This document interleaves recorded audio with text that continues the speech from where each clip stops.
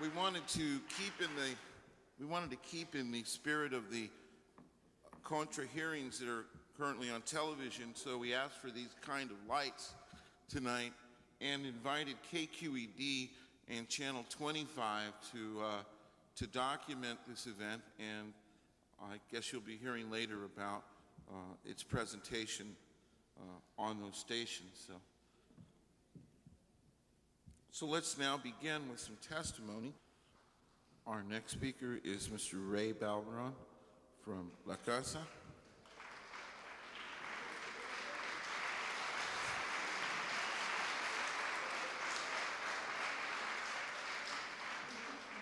Ray will be speaking on child abuse and neglect. Well, thank you very much. It's good to see a lot of people come out and be concerned about kids, especially kids at juvenile hall. Mainly, I want to speak about is that there is a crisis within San Francisco concerning young people, especially young people that are detained in juvenile hall.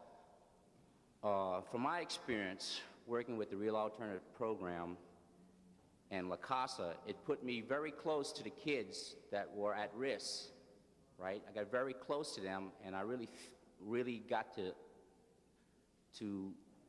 listen to what they're saying. And I'm telling you, children at Youth Guidance Center, lives are in danger. Their lives are in danger, and they need your help. If you have children in Youth Guidance Center, you must see them every day, because you may not see them the next day. If you have children in Youth Guidance Center, if you have friends in Youth Guidance Center, you must write to them and make sure that they don't feel isolated and alone. And if you're a parent whose child is in Youth Guidance Center, you must go and see that child every day. I don't mean just mom, because at Youth Guidance Center, it's just mothers up in Youth Guidance Center fending for their children. But dad must give up some of his time and go see his child too, because he may not be alive the next day.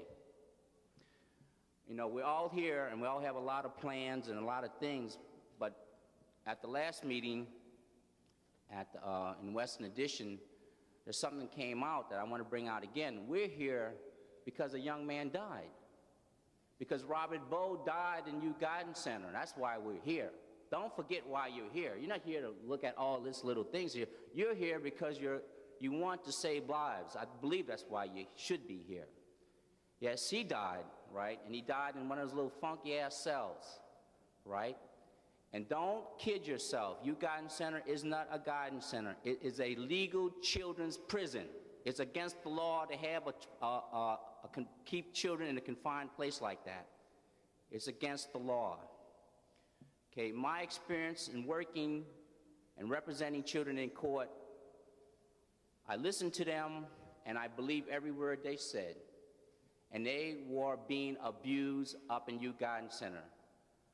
Personally, with the CRIAL, which is a community-based organization in Mission District, we filed a combination of 32 separate child abuse charges against San Francisco Youth Guidance Center. Some of the charges stem from the most basic needs of children wasn't being met up there. Blankets, clothes, the right to go to the bathroom and pee was denied these children. It's against their civil rights. Myself, I'm a Vietnam veteran. I am guaranteed, even as a prisoner of war, to go to the bathroom. And I'm guaranteed, if I was captured, to have a blanket and fresh water and at least one hot meal as a prisoner of war. These children up there are mainly petty stuff, or they've just been kicked out their home and they would not even afford a blanket or anything like that. It's 2 minutes. I might need more time, Gene, okay? You know, so I want to tell you something from my heart, that we need to feel for these kids and actively do something. I believe Youth Guidance Center should be closed down today. I believe the institution is criminal. I believe it's criminalizing our children. I know it's racist. I know it's racist. And your child is really in danger up there. It's something I want to show you. I bought my own chart, because we're in a competition here. They're outselling their product, I'm putting it down. Okay?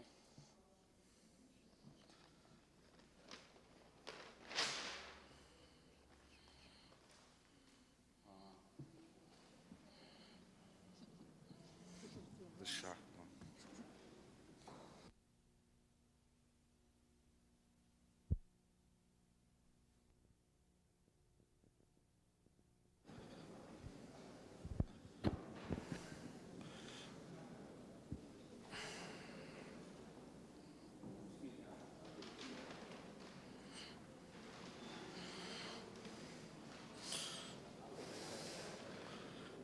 Ray.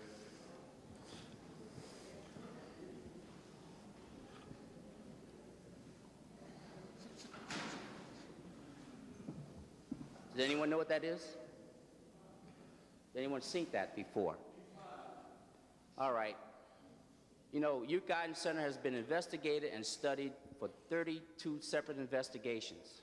There's been a criminal investigation by the San Francisco Department, the DA's department. A criminal investigation was done in Log Cabin Ranch.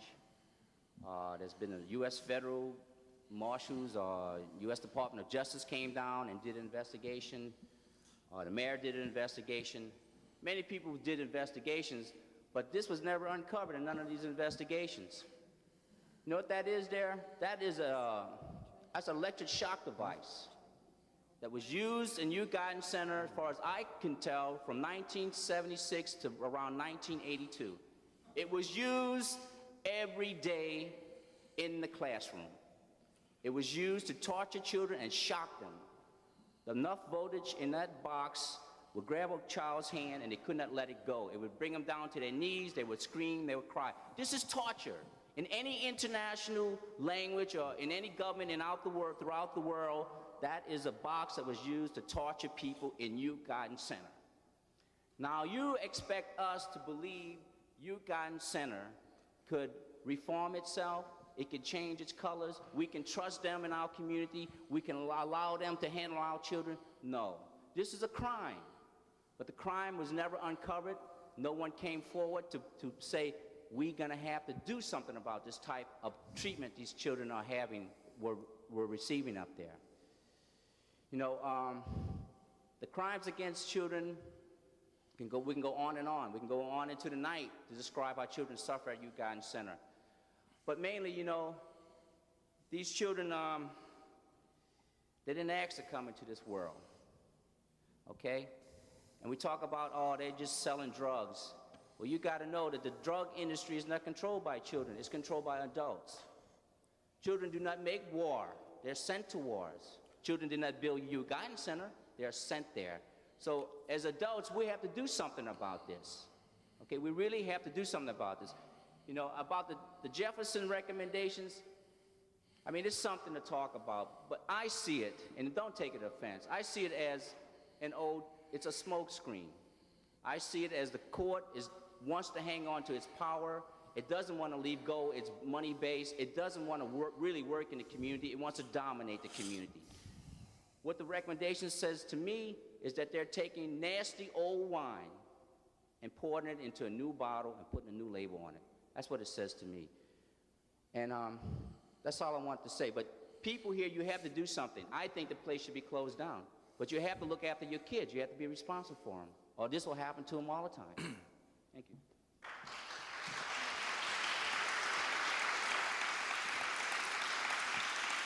Thank you, Ray.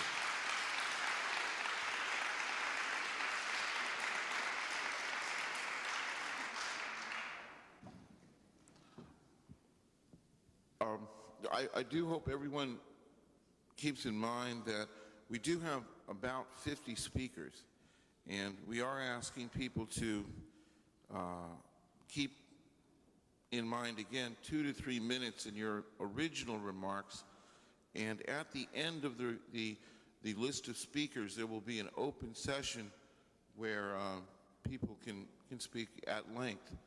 So with that, please, when you can, try and 5 minutes. At any rate, the next speaker is Orlando Torriente from Instituto Familiar de la Raza. Orlando.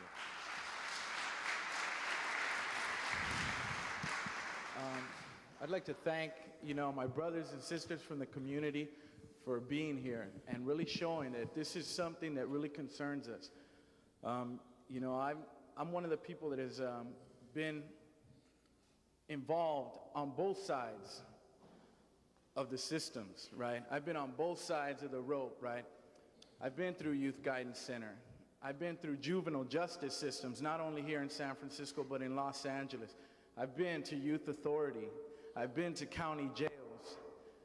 But I was also fortunate to be a part of community agencies, right? And I'm not wearing this thing on my back that says Real Alternatives Program just because I worked there, but because it showed me something. It showed me that we have potential, right? That I was somebody. And if it wasn't for that seed that was planted inside of me that made me feel like, hey, you know what? You can do something positive. I don't know where I would have wound up. I might have still been, doing time, right? I feel that Youth Guidance Center has been there for a long time. And I know a lot of my brothers and sisters, a lot of my partners, my close friends have gone through that system. And I've seen what it's done to them because I've tried to help them day in and day out. But I just want to say, the scars that have been put in our community by the juvenile justice system, by the prison systems, will never heal unless we start to really tear them down and start building new programs that will not be built on foundations of racism, on foundations of putting powerlessness in the hearts of blooming young men and young women. We have to start now that we have the opportunity. And I want to make it clear that this meeting, all these people here, didn't happen overnight. This is a product of 20 years of hammering away at a giant cement rock until finally we've weakened that foundation enough where, hey, the blinds had to be pulled. And now people get a chance. And I'm saying this is our chance to really make some change. And we've been working on this for years and years. And people, we cannot go halfway. We cannot go halfway. We have to go full force and not like they say, make a smoke screen. We have to change everything around because our young people are going into juvenile hall and they're starting a vicious cycle that may wind up in San Quentin, Soledad, or dead, or out on the streets on 6th Street bumming around for a job. We have to use the community. We have to use the sources that are available. We've got parents. We've got community agencies. We've got people out here on the streets that can put hope into a young person's lives, and they can make a change without having them locked up in a room. It's just numerous agencies that can make a change, but I just want to make it clear, those agencies don't have million-dollar budgets. They don't have not even a quarter of the money that has been pumped into institutions like Youth Guidance Center. And I say it's time to put the money where the change can happen, in the community. Thank you.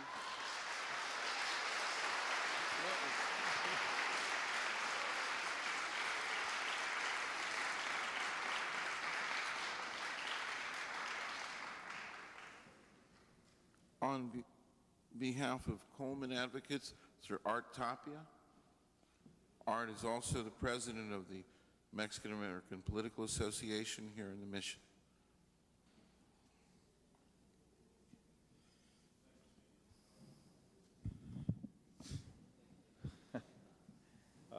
Good evening, one and all. I guess we've been talking to each other, as Orlando said, for the last more than 25 years.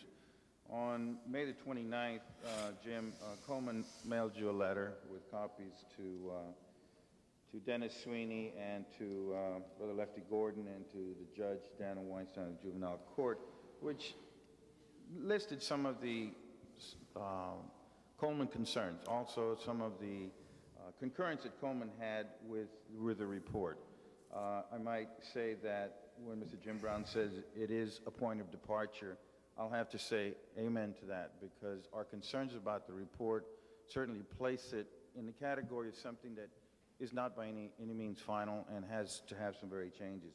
We certainly support and endorse the, as you say in the report, the adoption of precise detention criteria, limiting the use of juvenile hall, moving the intake process to settings outside juvenile hall, establishing an independent private contractor, funding services based on the needs and utilization of youth, the development of individual service plans, the gradual phasing out of log cabin in favor of small programs better integrated into the community, the development of more effective mechanisms for staff training, the accountability of probation department and juvenile hall, improvements in the assessment and custodial care of youth in juvenile that they receive at juvenile hall, having probation department assume monitoring function with regard to community agencies, strengthening the role of the Juvenile Justice Commission, developing an ombudsman program.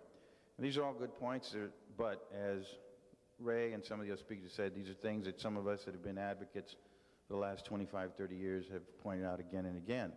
And I'm sure, Mr. Brown, in your travels through the country, most juvenile systems that are antiquated, these things have to be improved.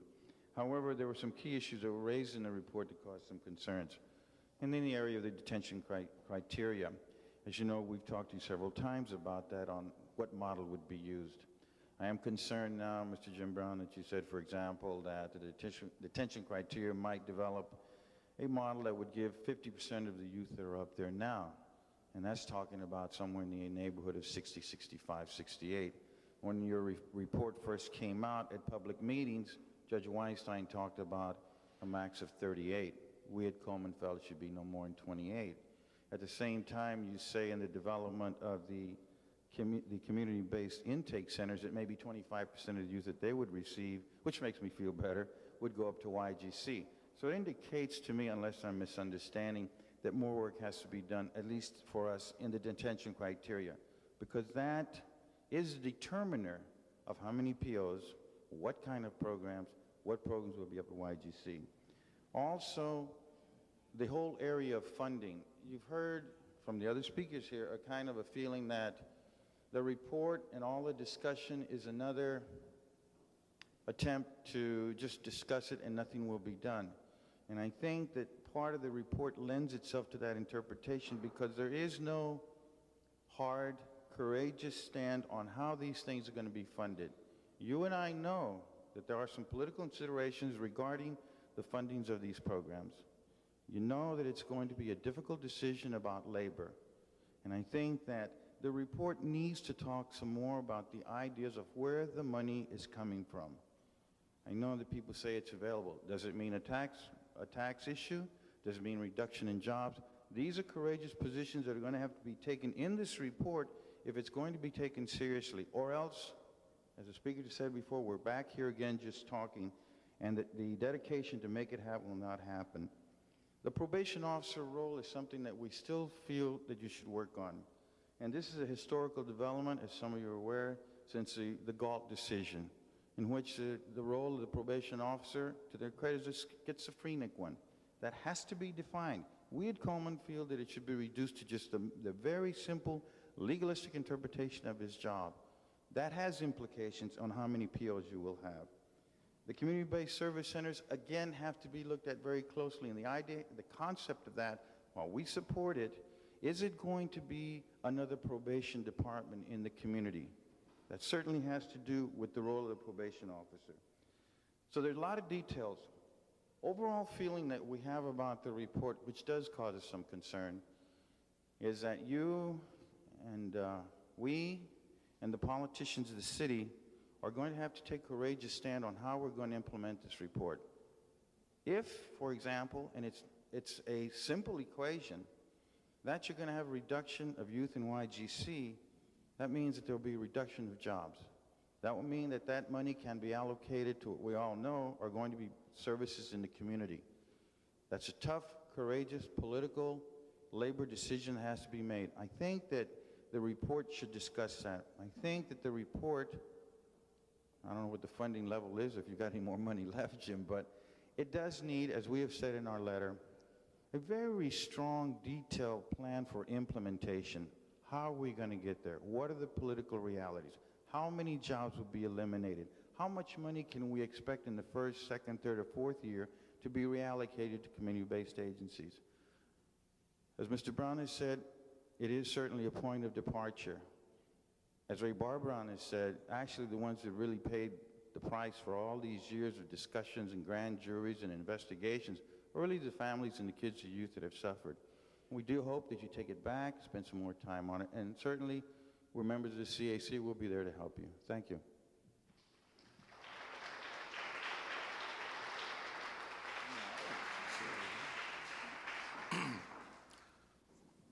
Next speaker is Mr. Sam Ruiz. Sam Ruiz is Director of Mission Neighborhood Centers.